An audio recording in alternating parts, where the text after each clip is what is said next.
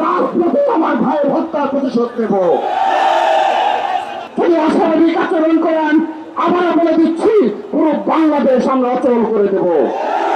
স্পষ্টভাবে বলে দিতে চাই, সামনে হত্যার বিচারের দাবিতে বাংলাদেশ জাতীয়তাবাদী ছাত্রদল 7 দিন যাবৎ লাগাতার কর্মসূচি পালন করছে। কিন্তু আপনারা আজকের দিন পর্যন্ত কোনো কর্ণপাত করেননি। বিশেষ করে জুলাই আগস্ট আন্দোলনের যে সকল সুবিধাভোগী যারা রয়েছে, সরকারে রয়েছে, বিশেষ করে উপদেষ্টা সহ তাদের যে সংগঠন রয়েছে, তারা আজকের দিন পর্যন্ত এই সাম্য হত্যার বিচারের দাবিতে তারা সোশ্যাল মিডিয়াও দুঃখ প্রকাশ করে নেয়। সাম্যের পরিবর্তন করার কথা, আমাদের পরিবর্তন কথা, জানাজা নামাজ পড়ার সামনের জানাজা নামাজ পড়ার প্রয়োজন মনে করে নেয়। এই কি জুলাই আগস্টের স্পিড ছিল? আমরা তাদের ধিক্কার জানাচ্ছি। আমরা ছাত্র সমাজের উদ্দেশ্যে বলতে চাই, কারা বাংলাদেশে জুলাই আগস্টের স্পিডের পরিপন্থী কাজ করছে? জুলাই আগস্টে সমাজ ছাত্র সংগঠনের মাঝে রক্ত গড়ে উঠেছিলেন, সেই রক্তকে কারা বিনষ্ট করছে?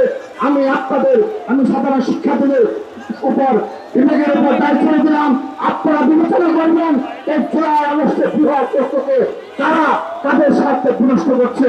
তারা পারভেজ হত্যা, সাম্য হত্যার করে সামান্য সহানুভূতি পোষণ করে না, তাদের প্রতি আমরা কোনো সহানুভূতি পোষণ করবো না। আমরা স্পষ্ট হয়ে বলে দিতে চাই, আবারও বলছি, এই সাম্য হত্যার বিচার ইতিমধ্যে বাংলাদেশ জাতীয়তাবাদী ছাত্রদল 7 দিন লাগাতার কর্মসূচি পালন করেছে। ঝড় বৃষ্টিকে উপেক্ষা করে আমরা কর্মসূচি অব্যাহত রেখেছি। কিন্তু এই ইন্টারিয়াম সরকারের যারা দায়িত্ব রয়েছে, তারা আজকের দিন পর্যন্ত আমাদের আশ্বস্ত করতে পারছে না।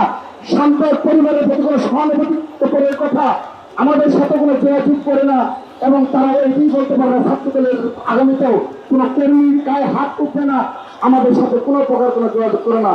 আমরা বলতে চাই, আমরা আপনাদের সাথে কোনো যোগাযোগ করবো না। টানা 7ম-বারের মতো বেস্ট টিস্যু পেপার ব্র্যান্ড হিসেবে স্বীকৃতি পেয়েছে বসুন্ধরা টিস্যু। আমরা রাজপথে আমার ভাইয়ের হত্যার প্রতিশোধ নেব।